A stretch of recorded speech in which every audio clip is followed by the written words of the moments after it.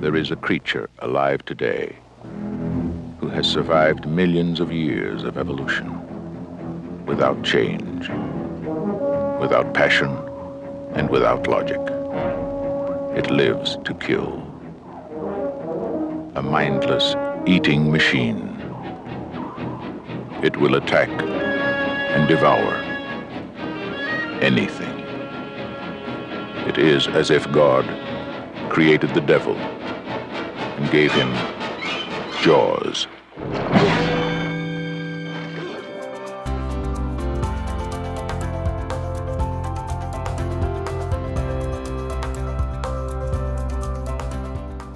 50 years ago tonight, Jaws opened in Burlington and across North America. This movie would change movie making and movie going forever. Join us as we discuss why the shark is still working. Good afternoon, and thanks for stopping by Across the Fence. The legacy of Jaws on popular culture in the last half century casts a familiar shadow in the shape of a great white shark, to quote the movie itself. Although Jaws did not coin the term blockbuster, it certainly came to define it. On this golden anniversary of the film's release, we've asked an expert, no, not from the Oceanographic Institute on the mainland, but from the University of Vermont, to jaw with me about Jaws. Todd McGowan is the director of UVM's Film and Television Studies. Thanks for coming in. Oh, Keith, thanks for having me. My pleasure. When did you first see Jaws? Long after it came out, because as a kid, I was alive when it came out, but I was probably 8 years old, and I hated horror movies. I was very scared, so I was probably 35 or something. Did you see it on TV? I saw it on a video cassette. Okay, Yeah. okay. I don't think I've ever seen it on a big screen, except we have a 85-inch screen at home that I just watched it on last night, so that almost counts as a big screen. Okay. Do you remember your reaction as an 8-year-old? Yeah, I was like, the last thing I want to do is see that movie. That was my reaction to that trailer. Just scared. Terrified. Yeah, just terrified. I hated all. I thought it was just another horror film that I would have hated. And So afraid to go in swimming, to go in the pool? I was always like Brody when somebody says to him, I think it's his wife says, right. Why are you scared of the water? Right. Whatever. And he's like, no, I'm scared of drowning. And that was always my position too. Yeah. Okay, fair enough. Yeah. As I said, the legacy has made this movie iconic. Is there a formula? Can you distill out of Jaws what makes it iconic? Well, I think it does a couple of things, right? It certainly is frightening, and it has certain scenes that are frightening. But I think one of the great things that it does is it really makes you care about the characters before they seem threatened. Even, I think it's true, even I was watching the first scene, and it's even true in the very opening scene. You get to know the characters a little bit before they even, and it's a throwaway kind of thing. The kids on the beach. The kids on the beach, right? And then, but you get to know them before they're threatened, and then you get the Alex kid that's killed. You really get a sense of his mother and their relationship. So that's one of the things I think that really works about it. And I think a lot of action films don't do that. They don't create the sympathy for the character before they're threatened, and then so you don't care about the threat. Right. Keeping things on the theoretical side of the street, that's you're the professor here. Yeah. Why did Jaws capture the popular imagination? The movie was popular, and also critics loved it. Academics, people like you loved it. What is Jaws in theory?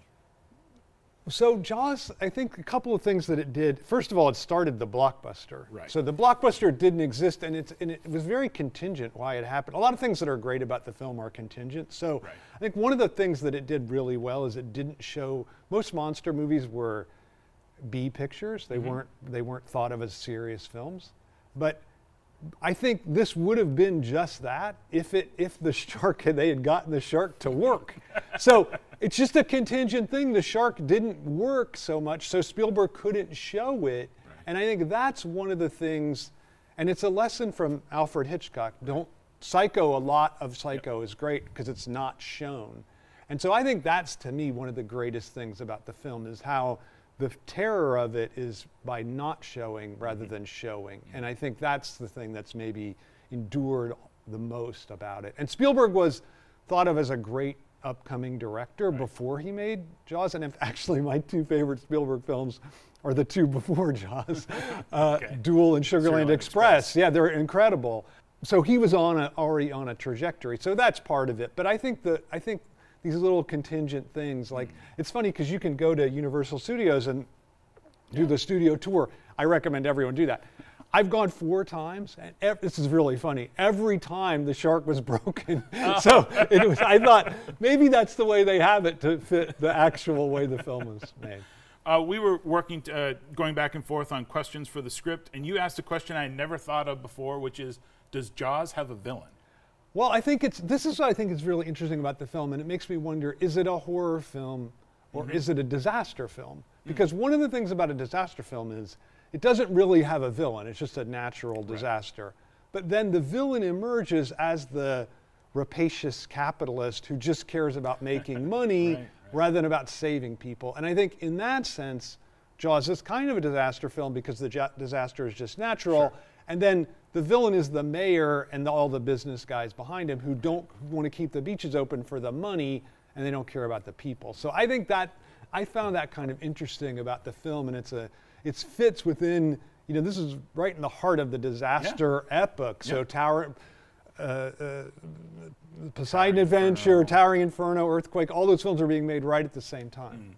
The other question that you asked that I hadn't considered is what this movie says about masculinity. Yeah, I think it's, so this is what I was going to, I think it's a real turning point in Spielberg's career, because his first 2 films, the father doesn't come to the rescue. So that's really interesting. So you see the impotence of the father figure. And this is the first film where the father comes through. And he's questioned throughout. There's this great scene where he goes to get on the boat, and his wife says to him, "Do you make sure you have your zinc for your nose?" Your nose. And it renders him kind of henpecked or whatever. But then he shows that he's the one that can destroy the shark.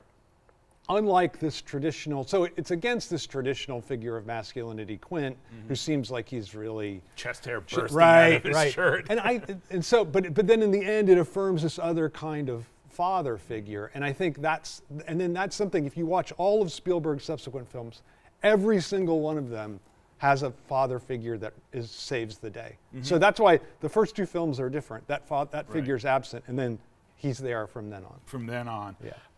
Take us back to 1975. How did people go to the movies before Jaws?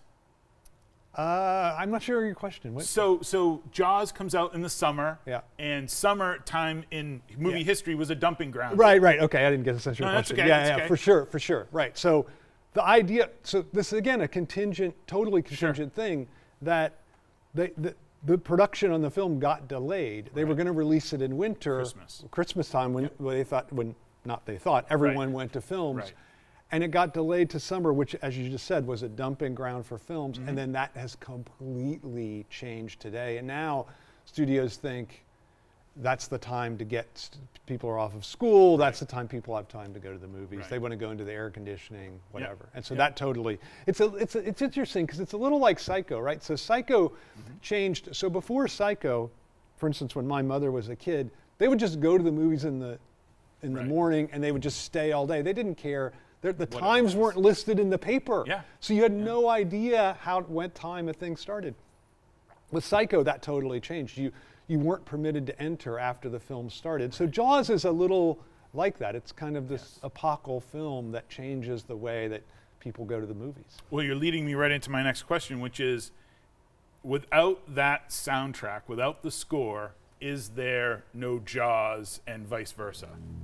Right, because Psycho similarly has an incredible score. Right. Yeah, I think it's true. Do you think it's true that the soundtrack of a film, especially a horror film, is so utterly crucial to its success? It's interesting too that Spielberg, when Williams first played it for him, he didn't like it. But then he came to think it was, and it basically made Williams' career. It started him out. We think he's just the guy that makes music for films, but it's only because of this initial success. So yeah, I think that's right. That it wouldn't have been what it is without. Jaws fan that I am, having grown up in southeastern Massachusetts and having been to Martha's Vineyard and all that as a kid, I did not know that the theme is played on a tuba. So tuba players, you owe a great debt to John. Right. There are very few tuba solos, but this is a tuba solo. This is a tuba solo, one of the most frightening tuba solos in the history of humankind. Yeah. Jaws has always been popular. Why does it stay popular 50 years on? Well, I think just for some of the reasons we mentioned, that it creates this care about the characters, and then it puts them in danger. I also think the trajectory of the film is really interesting. So there's first this threat, and then there's the failed response to the threat, and then it seems like there can be no adequate response to it, and then there is this final response to it. So I think that trajectory really appeals to people. I think it's interesting that half the film takes place on the boat, on the boat. And I think that the bonding between the three characters also really works well. It's not a film about women, I think. Yeah, no women. And in fact, women are just basically sacrificed in the film. Right. But as far as the film about men, I think the relationships between the three different kinds of masculinity, I think that's one thing that people find pretty interesting. Yeah, Robert Shaw is definitely the most masculine of masculine men. Right. And I was talking with a colleague, and he was like, "Oh my God, Robert Shaw in that movie." I'm like, "I know." Although here's the question. It's interesting. So he tells the story about him being subjected to a shark attack. The Indianapolis, yep. Which is a true. We've got a minute left, Todd. Okay, so go. Which is a true story. But I want to make a point about this because when he tells the story, he gets the date wrong by a month and a day. So he says this was on June 29th, 1945. Right. So the atomic, and if you know anything, he says we were delivering the atomic bomb, which is true, the Indianapolis did. But if you know anything about it, you would know that the bomb was dropped on August 6th, so it wouldn't have been delivered on June 29th. So I wonder if the film is trying to suggest there's something, maybe this story is made up, maybe we should question it, I don't know. So. I had not looked that deeply into it. All I think of is we delivered the bomb. Right. And he really leans into that mass accent on that one. Just 30 seconds left. Will this movie continue on its course? Is there no stopping the shark? Absolutely. I think what's interesting is it didn't, and Spielberg learned a lesson from this film because he didn't take control over the sequels. So the bad sequels didn't destroy it, so people still have respect for the original. Whereas Jurassic Park, he's taken, and Indiana Jones, he's had control or some kind of input into the sequels, and they've been better. Right. So Jaws 3D, famously, Michael Caine, they asked him, "Have you seen the film?" And he said, "No, I've just seen the house that the film built." Yeah. Todd McGowan, thank you very much. I want to thank the crew behind the scenes here at WCX who always know this was no boat accident. I'm Keith Silva. This is Across the Fence. Thanks for being part of our family.